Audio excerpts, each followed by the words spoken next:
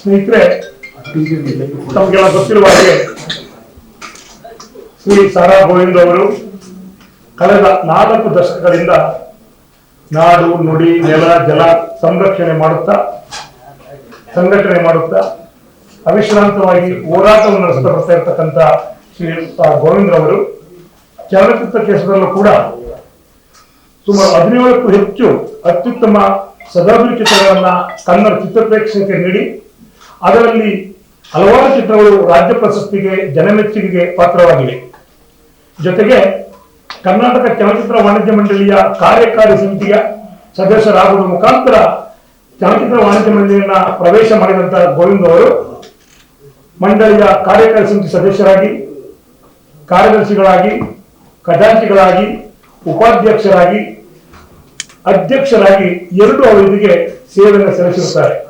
ಇವರ ಈ ಸಮಾಜ ಸೇವೆ ಮತ್ತು ಕನ್ನಡ ಸೇವೆಯನ್ನ ಗುರುತಿಸಿ ನಾವು ಇವರಿಗೆ ಒಂದು ಅಭಿನಂದನೆಯನ್ನು ಮಾಡಬೇಕು ಅಂತೇಳಿ ನಮ್ಮ ನಾಡಿನ ರಾಷ್ಟ್ರದ ಅಂತಾರಾಷ್ಟ್ರೀಯ ಪ್ರಸಿದ್ಧರಾಗಿರ್ತಕ್ಕಂಥ ವಿದ್ವಾಂಸರು ನಾಡೋಜ ಡಾಕ್ಟರ್ ಹಂಪ ನಾಗರಾಜಯ್ಯನವರು ಅವರ ಪ್ರಧಾನ ಸಲಹೆ ಮತ್ತು ಪ್ರಧಾನ ಸಂಪಾದಕತ್ವದಲ್ಲಿ ಅವರ ನೇತೃತ್ವದಲ್ಲಿ ನಾವು ಅಭಿನಂದನಾ ಸಮಿತಿಯನ್ನು ರಚನೆ ಮಾಡಿಕೊಂಡಿದ್ದೇವೆ. ಇದೇ ತಿಂಗಳು ಅದರ ಪೂರ್ಣ ವಿವರವನ್ನ ನಮ್ಮ ಹಂಪ ನಾಗರಾಜ್ ನೀಡುತ್ತಾರೆ. ಈ ಪತ್ರಿಕಾಗೋಷ್ಠಿಯಲ್ಲಿ ಸ್ನೇಹಿತರೆ, ನಮ್ಮ ಸಾರಾ ಗೋವಿಂದ ಅಭಿನಂದನಾ ಸಮಿತಿಯ ಗೌರವ ಸಲಹೆಗಾರರು ಮತ್ತು ಅಭಿನಂದನಾ ಗ್ರಂಥದ ಪ್ರಧಾನ ಸಂಪಾದಕರು ಆಗಿರುವ ನಾಡೋಜ ಡಾಕ್ಟರ್ ಹಂಪ ನಾಗರಾಜನವರು ಈ ಗೋಷ್ಠಿಯನ್ನ ಉದ್ದೇಶಿಸಿ ಮಾತಾಡಿದರೆ ಅವರು ಈ ಗೋಷ್ಠಿಯಲ್ಲಿ ಉಪಸ್ಥಿತರಿರುತ್ತಾರೆ. ಅವರಿಗೂ ಕೂಡ ನಮ್ಮ ಸಮಿತಿಯ ಪರವಾಗಿ ಮತ್ತು ನಿಮ್ಮೆಲ್ಲರ ಪರವಾಗಿ ಪ್ರೀತಿಯಿಂದ ಸ್ವಾಗತವನ್ನು ಬಯಸುತ್ತೇನೆ. ಹಾಗೆಯೇ ನಮ್ಮ ಅಭಿನಂದನಾ ಸಮಿತಿಯ ಕಾರ್ಯದರ್ಶಿಗಳು ಎ ಗಣೇಶ್ರವರು ಚಲನಚಿತ್ರ ನಿರ್ಮಾಪಕರು, ಕ್ರಿಯಾಶೀಲ ವ್ಯಕ್ತಿತ್ವಂತವರು, ಇವರು ಕೂಡ ನಮ್ಮ ಗೋಷ್ಠಿಯಲ್ಲಿ ಉಪಸ್ಥಿತರಿದ್ದಾರೆ. ಅವರು ಕೂಡ ನಾನು ಪ್ರೀತಿಯಿಂದ ಸ್ವಾಗತವನ್ನು ಬಯಸುತ್ತಾ ನಿಮಗೆ ಪರಿಚಯಿಸಿದ್ದೇನೆ. ಮತ್ತೆ ಕಾರ್ಯದರ್ಶಿಗಳಾದಂತ ಶ್ರೀಯುತ ರಾಮಕೃಷ್ಣ ಅವರು ಕೂಡ ಈ ಗೋಷ್ಠಿಯಲ್ಲಿ ಉಪಸ್ಥಿತರಿದ್ದಾರೆ. ಅವರು ಕೂಡ ನಾನು ಪ್ರೀತಿಯಿಂದ ಸ್ವಾಗತವನ್ನು ಬಯಸ್ತಾ ಇದ್ದೀನಿ. ಹಾಗೆಯೇ ಚಲನಚಿತ್ರ ವಾಣಿಜ್ಯ ಮಂಡಳಿಯ ಖಜಾಂಚಿಗಳಾಗಿರ್ತಕ್ಕಂಥ ಶ್ರೀಯುತ ಮಾದೇವರವರು ಕೂಡ ಗೋಷ್ಠಿಯಲ್ಲಿ ಉಪಸ್ಥಿತರಿದ್ದಾರೆ. ಅವರು ಕೂಡ ಪ್ರೀತಿಯಿಂದ ಸ್ವಾಗತವನ್ನು ಬಯಸ್ತಾ ಇದ್ದೀನಿ. ಸ್ನೇಹಿತರೆ, ಒಂದು ಕ್ಷಮೆ ಕೊಡ್ತೀನಿ, ನಮ್ಮ ಇದಕ್ಕೆ ಮುಖ್ಯವಾಗಿ ಬರಬೇಕಾದಂತವರು ಅನೂಪ್ ಸಾರಾ ಗೋವಿಂದ್ ಅವರ ಸುಪುತ್ರರು ಅವರು ಬರಬೇಕಾಗಿತ್ತು, ಬರ್ತಾ ಇದ್ದಾರೆ. ಸಂಚಾರದ ಒತ್ತಡ ತದಾಗದಿಂದ ಇನ್ನು 5 ರಿಂದ 10 ನಿಮಿಷ ಬರ್ತಾರೆ. ಅವರು ಕೂಡ ನಮ್ಮ ಜೊತೆಯಲ್ಲಿ ಗೋಷ್ಠಿಯಲ್ಲಿ ಭಾಗವಹಿಸ್ತಾ ಇದ್ದಾರೆ. ನನ್ನ ಹೆಸರು CK ರಾಮೇಗೌಡ ಅಂತೇಳಿ, ಈ ಅಭಿನಂದನಾ ಸಮಿತಿಯ ಪ್ರಧಾನ ಕಾರ್ಯದರ್ಶಿ. ಎಲ್ಲರಿಗೂ ನಮಸ್ಕಾರ. ಈಗ ನಾಡೋಜ ಡಾಕ್ಟರ್ ಹಂಪ ನಾಗರಾಜಯ್ಯನವರು ಈ ಕಾರ್ಯಕ್ರಮಗಳ ಬಗ್ಗೆ ನಿಮಗೆ ವಿವರವನ್ನು ಕೊಡ್ತಾರೆ. ಯಾವ್ದ್ರಲ್ಲಿ ಮಾತಾಡ್ಲಪ್ಪ? ಇದರಲ್ಲಿ ಮಾತಾಡಲ್ಲ. ಎಲ್ಲರ ಕಡೆ ಎಲ್ಲರಿಗೂ ನಮಸ್ಕಾರ. ಸಂಕ್ರಾಂತಿ ಹಬ್ಬದ ಇನ್ನೂ ವಾತಾವರಣದಲ್ಲಿ ನಾವೆಲ್ಲ ಇರೋದ್ರಿಂದ ಸ್ವಲ್ಪ ತಡವಾದ್ರೂ ತಮಗೆಲ್ಲ ನಾನು ಸಂಕ್ರಾಂತಿ ಹಬ್ಬದ ಶುಭಾಶಯಗಳನ್ನು ಕೂಡ ಹೇಳುವ ಅವಕಾಶವನ್ನು, ಸಂತೋಷವನ್ನು ಬಳಸ್ಕೊಳ್ತಾ ಇದ್ದೀನಿ. ಶುಭಾಶಯಗಳು. ಒಂದು ಮಹತ್ವದ ಕಾರ್ಯದಲ್ಲಿ ನಾವೆಲ್ಲ ತೊಡಗಿದ್ದು ಕರ್ನಾಟಕದ ಸರ್ವಾಂಗೀಣ ಪ್ರಗತಿಗೆ ತನ್ನ ಬದುಕಿನ ಬಹಳ ಮಹತ್ವದ ವರ್ಷಗಳನ್ನು, ದಿನಗಳನ್ನು, ಆಯಸ್ಸನ್ನು ಧಾರೆ ಎರೆದಂತಹ ಒಬ್ಬ ವ್ಯಕ್ತಿಯನ್ನು, ಒಬ್ಬ ಶಕ್ತಿಯನ್ನು ಗೌರವಿಸುವ ದೃಷ್ಟಿಯಿಂದ ನಾವು ಒಂದು ಸಮಾಲೋಚನೆ ಮಾಡಿ ಕಡೆಗೆ ಸಾರಾ ಗೋವಿಂದ ಅವರು ಕೇವಲ ಒಂದು ಕ್ಷೇತ್ರಕ್ಕೆ ಮಾತ್ರ ತಮ್ಮ ಶಕ್ತಿಯನ್ನು ವಿನಿಯೋಗಿಸಿದಂಥವರಲ್ಲ. ಅವರು ಬಹುಶ್ರುತರಾಗಿದ್ದು ಬಹು ಶಾಖೆಗಳಲ್ಲಿ, ಜ್ಞಾನ ಶಾಖೆಗಳಲ್ಲಿ, ಬದುಕಿನ ವಿಭಾಗಗಳಲ್ಲಿ ತಮ್ಮ ಮೊಹರನ್ನು, ತಮ್ಮ ಠಸ್ಸೆಯನ್ನು ಮೂಡಿಸಿದಂಥವರು. ತಮಗಿದ್ದಂತಹ ಶಕ್ತಿಯನ್ನು, ತನಗೆ ದೊರೆತಂತಹ ಸ್ನೇಹ ಬಳಗವನ್ನು, ಕರ್ನಾಟಕದ ನಾನಾ ಮಾಧ್ಯಮಗಳನ್ನು, ವಿಶೇಷವಾಗಿ ಚಲನಚಿತ್ರ ಮಾಧ್ಯಮವನ್ನು ಬಳಸಿಕೊಂಡು ಅವರು ಈ ನಾಡು ನುಡಿಗಳ ಸರ್ವಾಂಗೀಣ ಪ್ರಗತಿಗೆ ಮಾಡಿರ್ತಕ್ಕಂಥ ಕೆಲಸ, ಅದರ ರೂಪ, ಅದರ ಸ್ವರೂಪ, ಅದರ ಅನನ್ಯತೆ, ಅದರ ಮಹತ್ವ ಏನು ಅನ್ನುವುದನ್ನು ಈ ನಾಡಿಗೆ ಮನಗಾಣಿಸಬೇಕು ಅನ್ನತಕ್ಕಂಥ ಒಂದು ಉದ್ದೇಶದಿಂದ ನಾವೆಲ್ಲ ತೊಡಗಿದ್ದೇವೆ. ಈ ಕಾರ್ಯದಲ್ಲಿ ನಮಗೆ ಕಾರ್ಯದರ್ಶಿಯಾಗಿದ್ದುಕೊಂಡು ಜನಶಕ್ತಿ ಎನ್ನುವ ಒಂದು ಸಂಸ್ಥೆಯನ್ನು ಸ್ಥಾಪಿಸಿಕೊಂಡು ಅನೇಕ ಸ್ನೇಹಿತರ ಸಹಕಾರದಿಂದ ನಿರಂತರವಾಗಿ ಕನ್ನಡ ಪರವಾದ, ನಾಡು ನುಡಿಗಳ ಪರವಾದಂತಹ, ಜನಪರವಾದ, ಜನಮುಖಿಯಾದ, ಸಮಾಜಮುಖಿಯಾದಂತಹ ಕಾರ್ಯಕ್ರಮಗಳಲ್ಲಿ ತಮ್ಮನ್ನು ತೊಡಗಿಸುವಂತಹ CK ರಾಮೇಗೌಡರು ನಮ್ಮ ಜೊತೆಯಲ್ಲಿದ್ದಾರೆ. ಇತರ ಸ್ನೇಹಿತರೆಲ್ಲ ಇದರದ್ದು ಇದ್ದಾರೆ.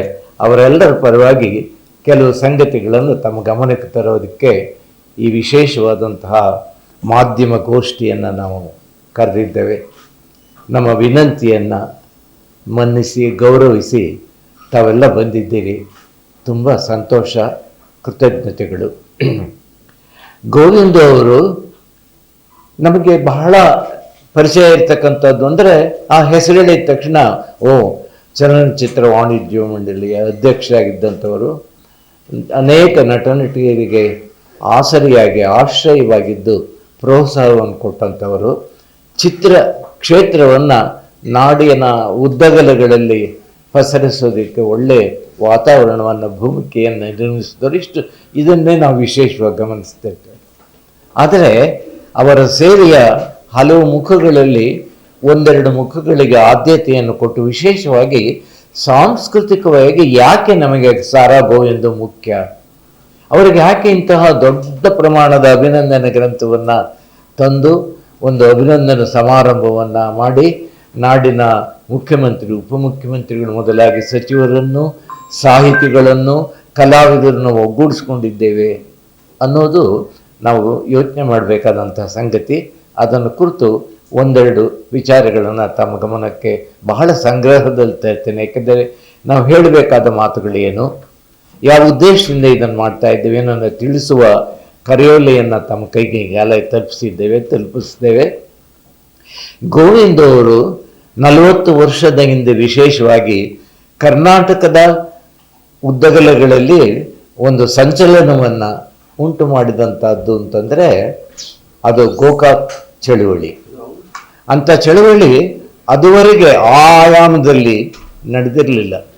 ಆ ಚಳುವಳಿಗೆ ಉತ್ತರ ಕರ್ನಾಟಕದಲ್ಲಿ, ಧಾರವಾಡದಲ್ಲಿ, ಈ ಕಡೆ ಬೆಂಗಳೂರಿನಲ್ಲಿ ಸೆಂಟ್ರಲ್ ಕಾಲೇಜ್ ಅಥವಾ ಅಲ್ಲೆಲ್ಲ ಕುಳಿತುಕೊಂಡು ಕೆಲವರು ಸಾಹಿತಿಗಳು, ಕಲಾವಿದರು ಒಂದು ಸಣ್ಣ ಪ್ರಮಾಣದಲ್ಲಿ ಪ್ರಾರಂಭಿಸಿ ಅದು ದೊಡ್ಡ ಪ್ರಮಾಣಕ್ಕೆ ತನ್ನನ್ನು ತೆರೆದುಕೊಳ್ತಾ ಇದ್ದಂಥ ಸಂದರ್ಭದಲ್ಲಿ ಅದಕ್ಕೆ ಬಹಳ ವ್ಯಾಪಕವಾದಂತಹ ಸ್ವರೂಪವನ್ನು ಕೊಡುವ ದಿಕ್ಕಿನಲ್ಲಿ ಗೋವಿಂದ ಮಾಡಿದಂತಹ ಕೆಲಸ ಬಹಳ ಪ್ರಮುಖವಾದದ್ದು. ಅದೇನೆಂದರೆ, ಈ ಚಳವಳಿ ಎಷ್ಟೇ ಹೇಳ್ತಾ ಇದ್ರೂ ಅದು ವಿಶ್ವರೂಪವನ್ನು, ಬೃಹದ್ ರೂಪವನ್ನು ಇನ್ನೂ ತಡೆದಿರಲಿಲ್ಲ. ಜನಕ್ಕೆ ಇದರ ಮಹತ್ವವನ್ನು ಮನವರಿಕೆ ಮಾಡಿ ಆಳಕ್ಕೆ, ಬೇರಿಗೆ ತೆಗೆದುಕೊಂಡು ಹೋಗುವ ಕೆಲಸದ ಅಗತ್ಯ ಒಂದಿತ್ತು. ಆ ಕೆಲಸವನ್ನು ಗೋವಿಂದ ಅವರು ಹೇಗೆ ಮಾಡುವಂದರೆ, ರಾಜ್ಕುಮಾರ್ ಅವ್ರನ್ನ ಕರ್ಕೊಂಡು ಬಂದರು. ರಾಜ್ಕುಮಾರ್ ಚಲನಚಿತ್ರ ಕ್ಷೇತ್ರಕ್ಕೆ ತನ್ನ ಸಾತ್ವಿಕ ಚೇತನವನ್ನು, ತನ್ನ ತಂದೆ ತಾಯಿಗಳಿಂದ ಬಂದಂತಹ ಅಪೂರ್ವವಾದ ಪ್ರತಿಭಾ ಶಕ್ತಿಯನ್ನು ಧಾರೆ ಎರೆದು ಯಾವ ರಾಜಕೀಯ ರಂಪಗಳಿಗೂ ಹೋಗದೆ ವಿಶಿಷ್ಟವಾಗಿದ್ದವಂಥವರು.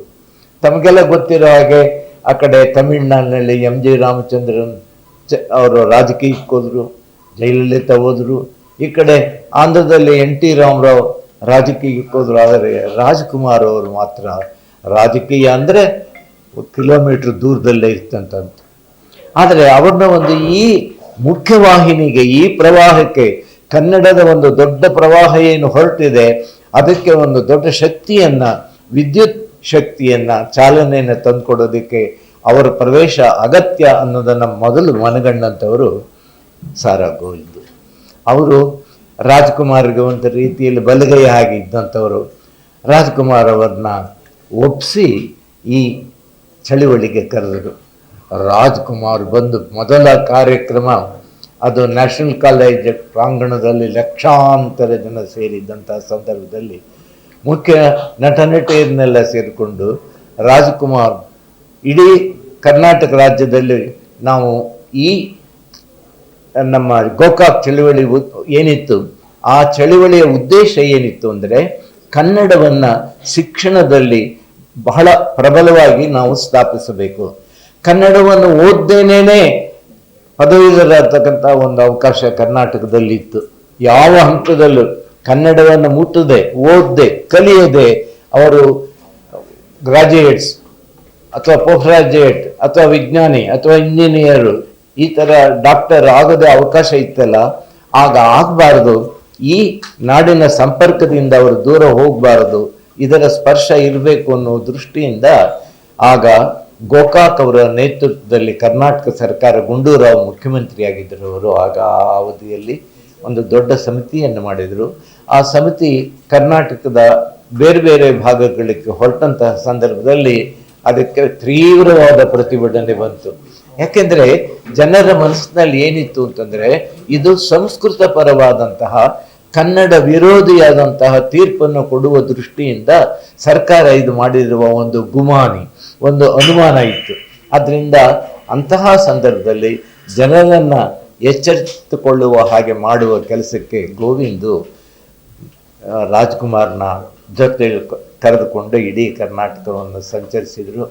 ಅದರ ಆಯಾಮ ಏನು, ಅದರ ಪ್ರತಿಫಲ ಏನಾಯಿತು, ಅದಕ್ಕೆ ಕನ್ನಡಕ್ಕೆ ಹೇಗೆ ಒಂದು ದೊಡ್ಡ ಬಲಿಷ್ಠವಾದಂಥ ಒಂದು ಅಧಿಷ್ಠಾನ, ತಳಪಾಯ ಸಾಧ್ಯವಾಯಿತು ಅಂತಕ್ಕಂಥದ್ದು ಈಗ ನಾಡಿನ ಚರಿತ್ರೆ, ಇತಿಹಾಸ, ಹೀಗೆ ಇತಿಹಾಸವನ್ನು ನಿರ್ಮಿಸಿದಂತಹ, ಹೊಸ ಸ್ವರೂಪವನ್ನು ಉಂಟು ಮಾಡಿದಂತಹ, ಕನ್ನಡಕ್ಕೆ ಒಂದು ಬಲ, ಶಕ್ತಿಯನ್ನು, ಆನೆ ಬಲ, ಸಿಂಹಬಲ ತಂದುಕೊಡುವ ದಿಕ್ಕಿನಲ್ಲಿ ಗೋವಿಂದ ಅವರು ಮಾಡಿದಂತಹ ಕೆಲಸ, ಹೀಗೆ ಅವರ ಬಹುಮುಖವಾದ ಕೆಲಸವನ್ನು, ಕಾರ್ಯವನ್ನು, ಸಾಧನೆಯನ್ನು, ನಡೆದು ಬಂದಂತಹ ದಾರಿಯನ್ನು, ನೆಟ್ಟಂತಹ ದಾಖಲೆಗಳನ್ನು ಇವೆಲ್ಲ ಈ ನಾಡಿಗೆ ಮತ್ತೊಮ್ಮೆ ನಾವು ತೋರಿಸಬೇಕು ಅನ್ನೋ ದೃಷ್ಟಿಯಿಂದ ಇಂಥ ಒಂದು ವಿಶಿಷ್ಟವಾದ ಕಾರ್ಯಕ್ರಮ ಹಮ್ಮಿಕೊಳ್ಳಲಾಗಿದೆ.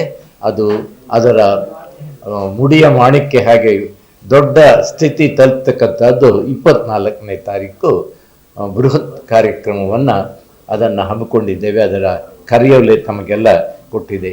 ಹೀಗೆ ಹೋರಾಟಗಾರರಾಗಿ ಕಲಾವಿದರನ್ನು ಒಗ್ಗೂಡಿಸಿ, ಸಾಹಿತಿಗಳನ್ನು ಒಗ್ಗೂಡಿಸಿ, ಸಾಂಸ್ಕೃತಿಕ ಚೇತನಕ್ಕೆ ಒಂದು ರೀತಿಯ ಅಮೃತ ಸ್ಪರ್ಶವನ್ನು ಕೊಟ್ಟಂಥ ಸಾರಾ ಗೋವಿಂದ್ ಅವರ ಅಭಿನಂದನೆ ಸಮಾರಂಭ 24ನೇ ತಾರೀಕು ಬೆಂಗಳೂರಿನಲ್ಲಿ ಬೃಹತ್ ಪ್ರಮಾಣದಲ್ಲಿ ಅದು ನಡೆಯುತ್ತೆ.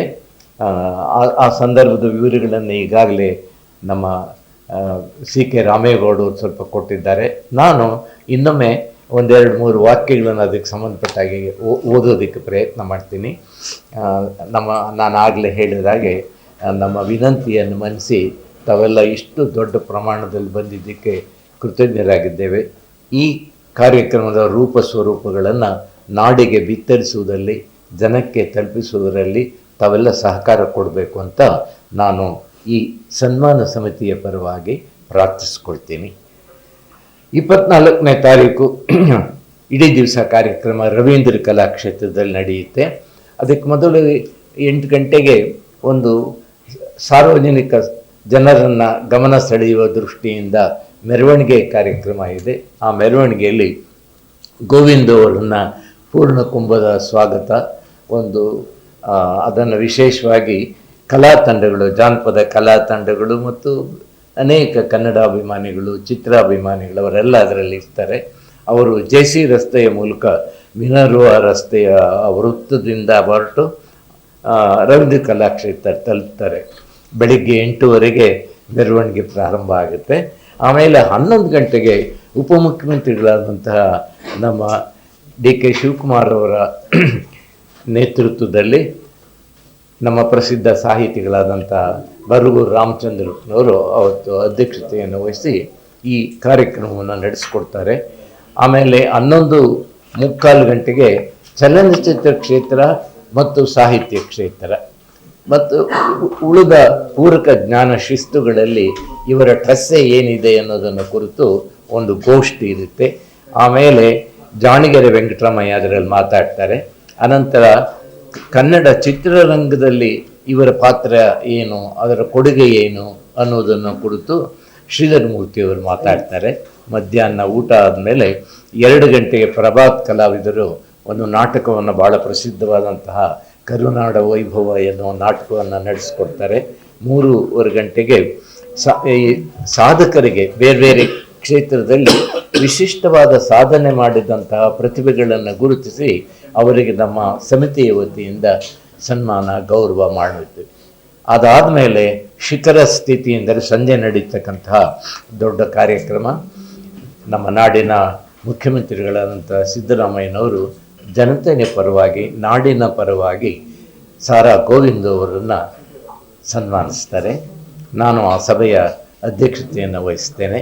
ಹೀಗೆ ಇಷ್ಟು ಈ ವಿಶಿಷ್ಟವಾದಂತಹ ಕಾರ್ಯಕ್ರಮ, ಒಬ್ಬ ವ್ಯಕ್ತಿಯನ್ನು ಅವನ ಸಾಧನೆಯನ್ನು ಗುರುತಿಸುವ ಒಂದು ದೊಡ್ಡ ಕಾರ್ಯಕ್ರಮ ಇದು. ನಾಡಿಗೆ ನುಡಿಗೆ ಕೆಲಸ ಮಾಡಿದಂಥವ್ರನ್ನ ನಾವು ಮರಿಬಾರದು, ಸೇವೆ ಸಲ್ಲಿಸಿದವ್ರನ್ನ ನಾವು ಮರಿಬಾರದು. ನಮ್ಮ ಕೃತಜ್ಞತೆಯ ದ್ಯೋತಕವಾಗಿ, ನಮ್ಮ ಪ್ರೀತಿಯ ದ್ಯೋತಕವಾಗಿ ಏರ್ಪಾಡು ಮಾಡಿರ್ತಕ್ಕಂಥ ಸಮಾರಂಭ ಇದು.